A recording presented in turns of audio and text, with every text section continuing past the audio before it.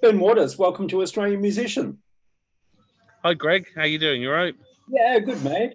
Uh, Tell me, Ben, what was the spark that got you into boogie woogie piano in the first place?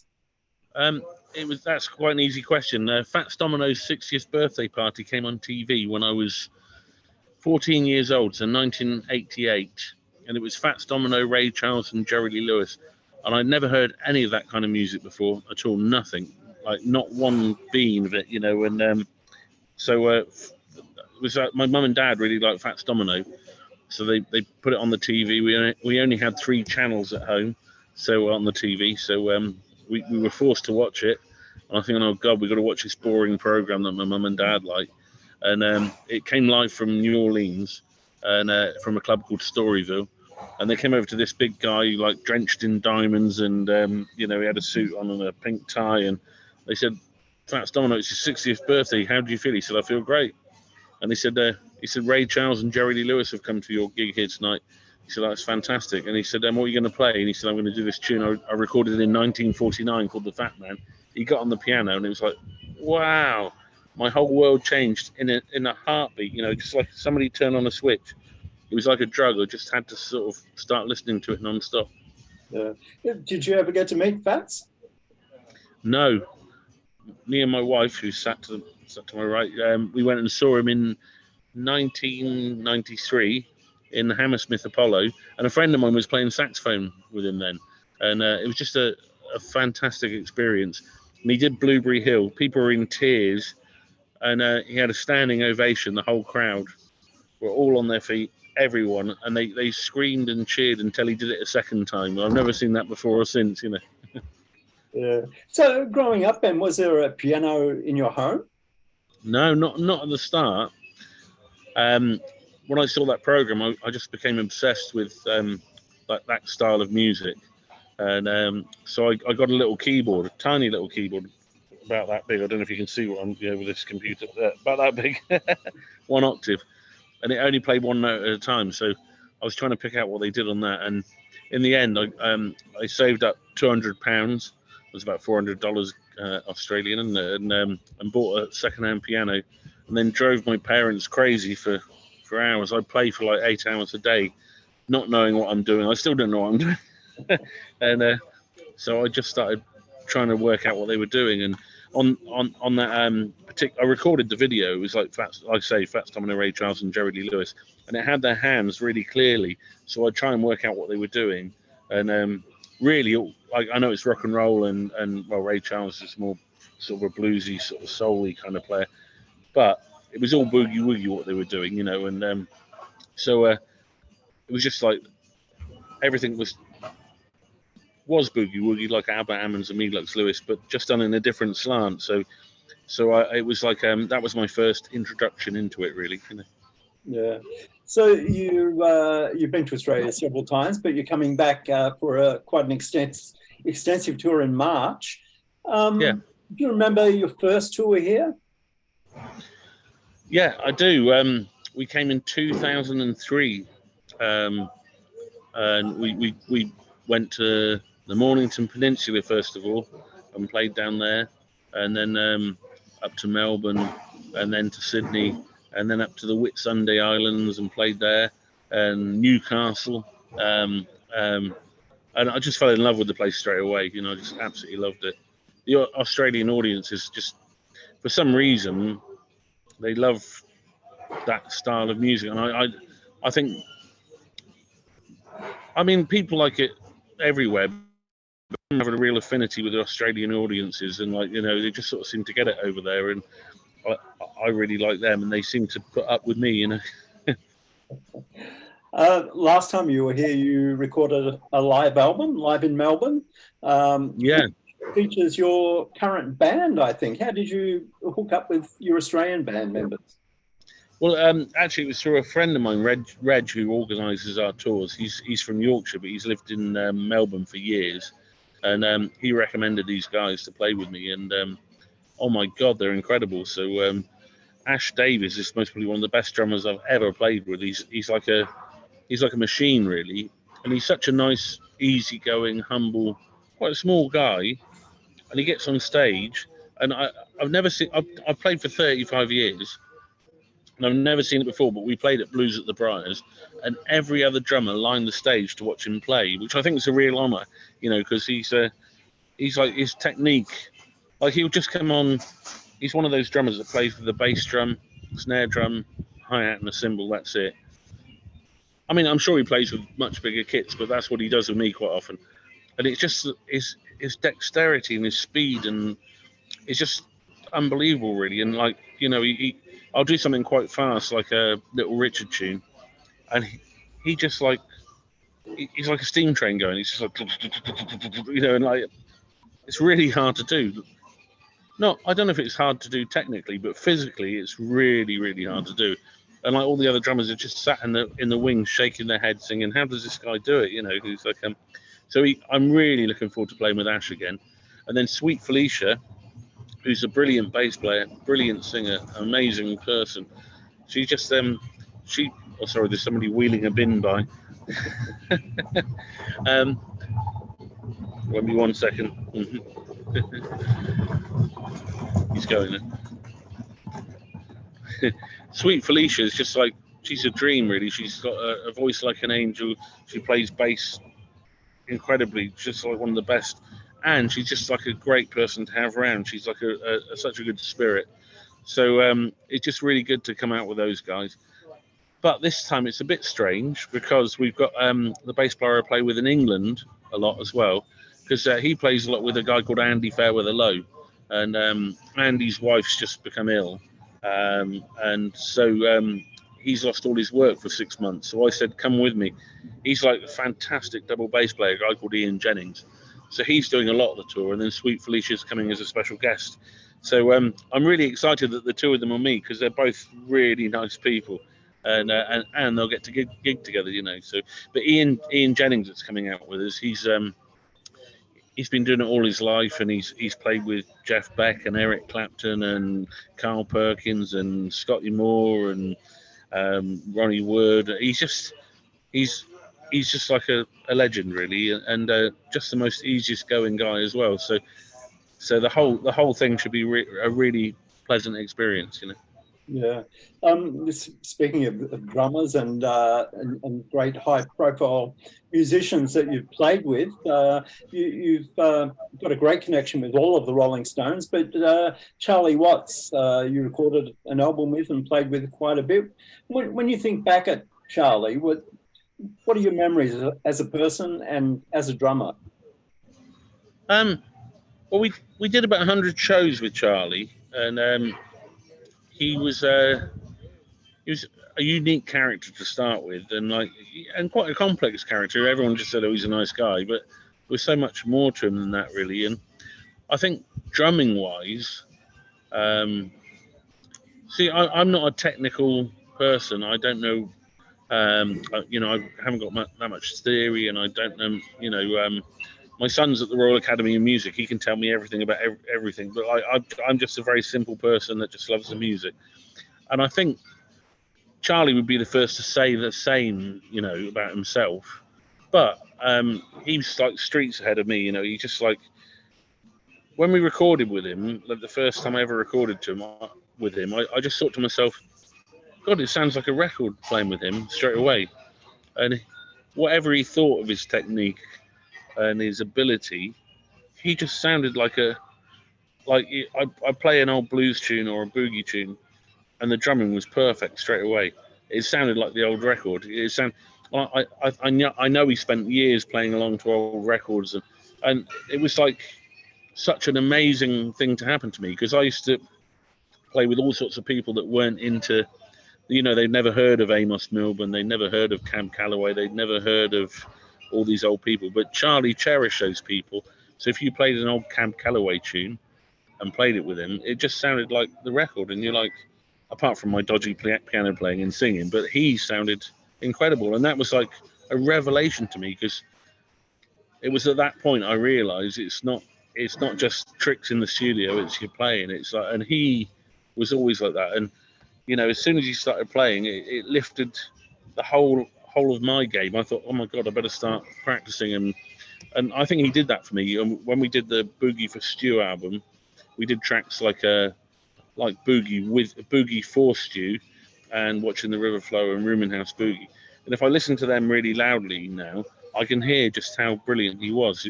There's just so much space compared to other people. He had this.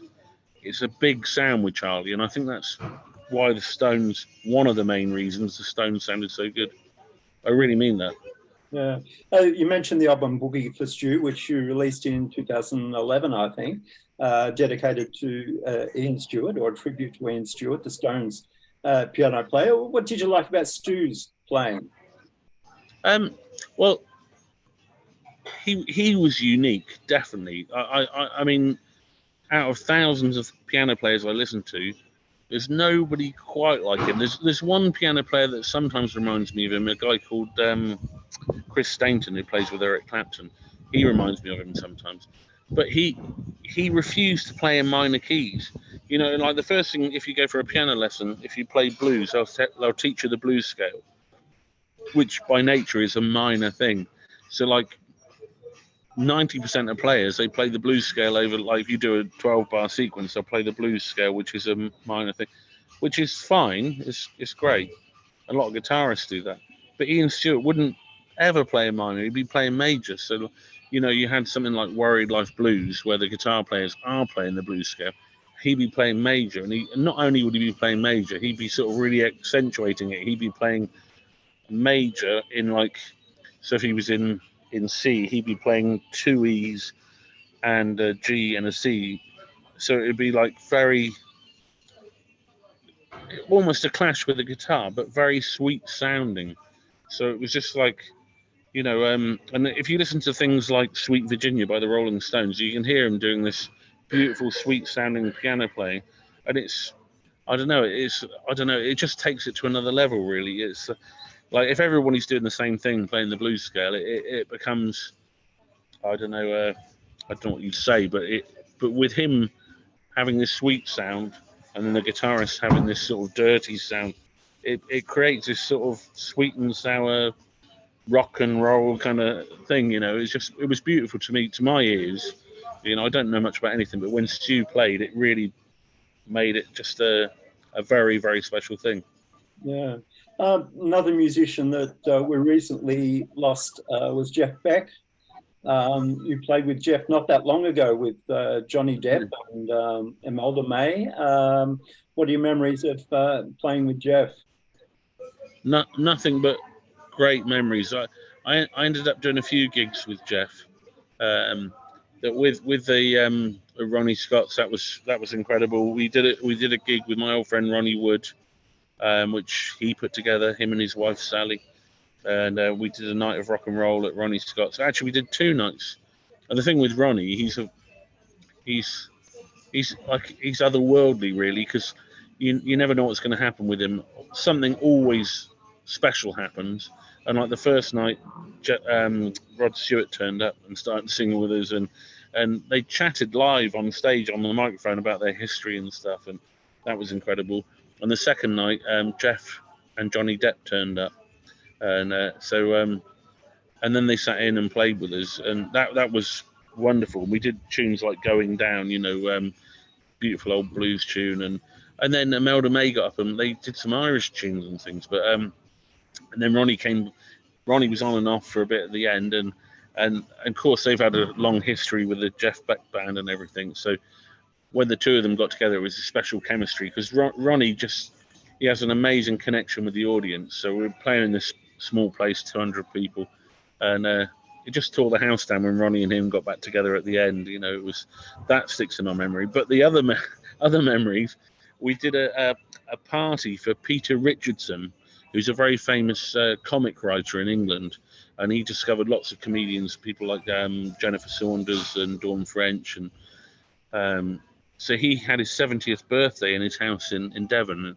and he asked the bass player that's coming with me to Australia, Ian Jennings, to play.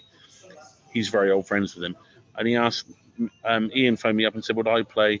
And the drummer that plays in my band in England, Adi Millwood, and my son Tom, we went down to play. And they said, we're going to have some special guests. And he said, one of them will be Jeff Beck. And he said, well, Jeff will only ever do one song at this party. He won't play with you. He'll just do the one song, so don't ask him to do any more. So we didn't. So he came up and he did a tune called Brush with the Blues, and which was just spellbinding, you know. And so he got off the stage, and I just said, ladies and gentlemen, that was Jeff Beck. And I said, it was like having Ray Charles play with me for the night, you know. I said, that you're not going to hear that anywhere else again. And so we started playing, because we had to play all night. Second tune in, I looked up and he was playing again. And he was playing the guitar and just having a good tune. He played all night, and we played till midnight. And I always remember it because it was the 16th of October. And on the 17th of October, my son, who was playing saxophone with us, turned 21. And at midnight, they brought some champagne out for him and said, "Happy birthday, Tom." The gig had finished. And he said, "How do you feel on your 21st birthday?" And he said, "I feel like playing drums." And he jumped on the drums and started playing Honky Tonk Women. And Jeff went, "Yes." He said, "What key?" And I said, "G." And he just started playing it. So I got back on the piano, and then the drummer that had been kicked off by my son, he started singing it, so everyone was playing. And so my son still says now, he said he couldn't think of anything better than turning 21 and playing drums with Jeff Beck doing Honky Tonk Women. It was just an incredible experience. And then just after that, maybe 7-8 months ago, we went into a studio and we recorded with him. So and he's just a wonderful guy, full of stories, and you know, and I feel really blessed. I've only done 3 gigs with him. I felt really blessed to meet him and experience him live, because he's like a tour de force. He's like Ray Charles, or I don't know. I can't think of any other people off the top of my head, but he was just like, wow. And the whole time, you know, he turned the guitar over and started playing the springs on the back and stuff, and it would still sound good. He was a real master of his instrument. Yeah, huge loss. Ben, you're known for playing an upright piano, well, for having an upright barroom style piano sound on stage. Most of the time, I think on tour you play a digital piano. Digital piano must be pretty good. What is it? Well, I'm sponsored by Korg pianos, and I love them. They're absolutely fantastic. I prefer a really nice mic'd grand piano, but it's very hard to get. You know, if you put a grand piano next to your drummer and then the mic it up, 9 times out of 10, all the microphones here is a loud drummer next to you, because you've got a little hammer hitting a string, and it's very difficult.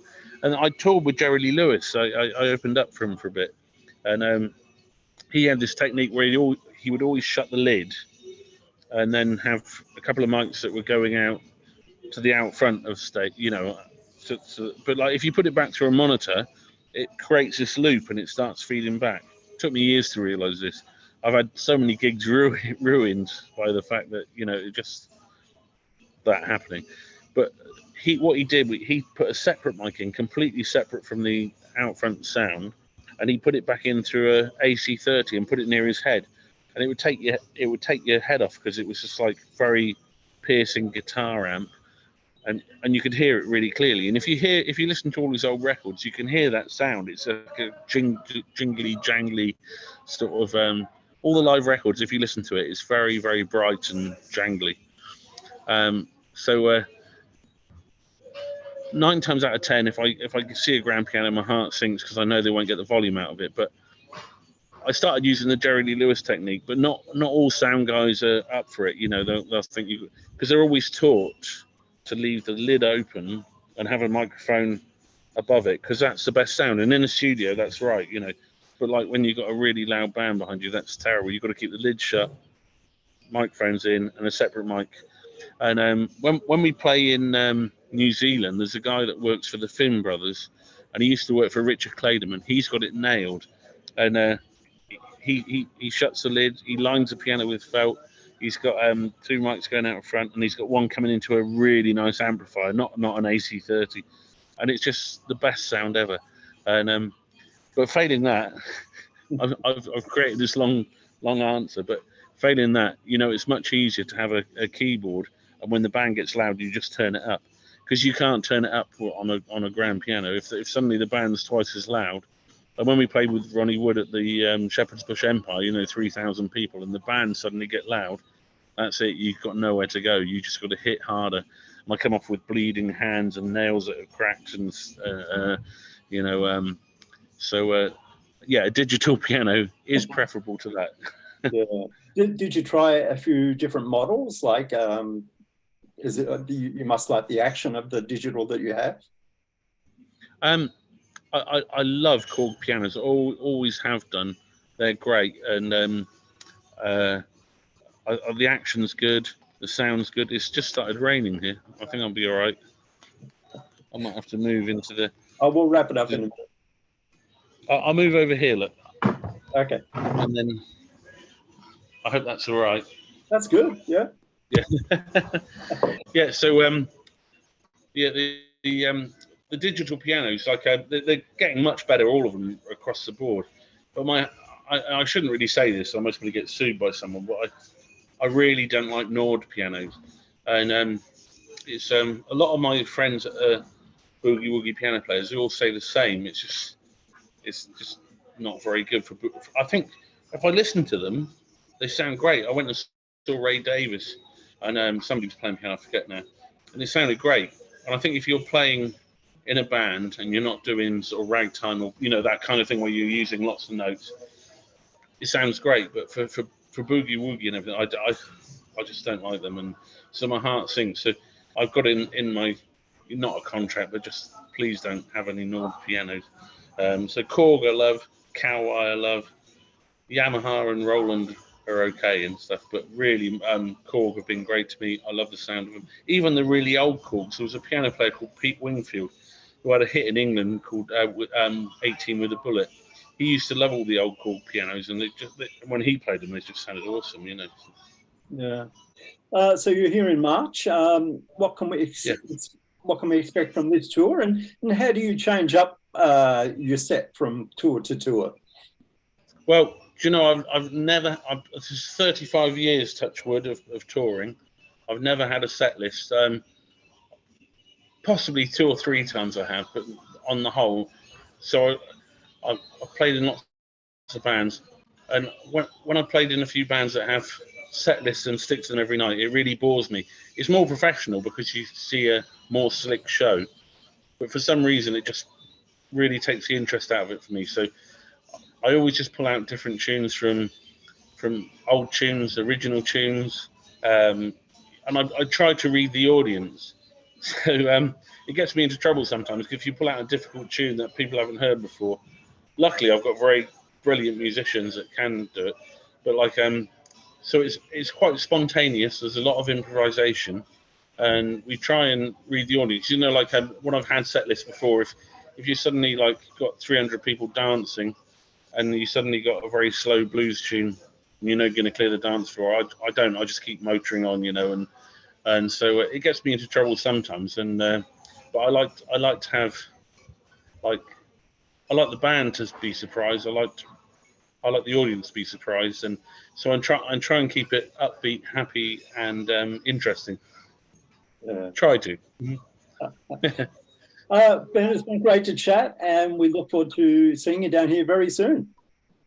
Fantastic. Thank you very much. I'm really looking forward to come back to Australia. We were there in January through to the start of February and just had a wonderful time, and I can't wait to get back.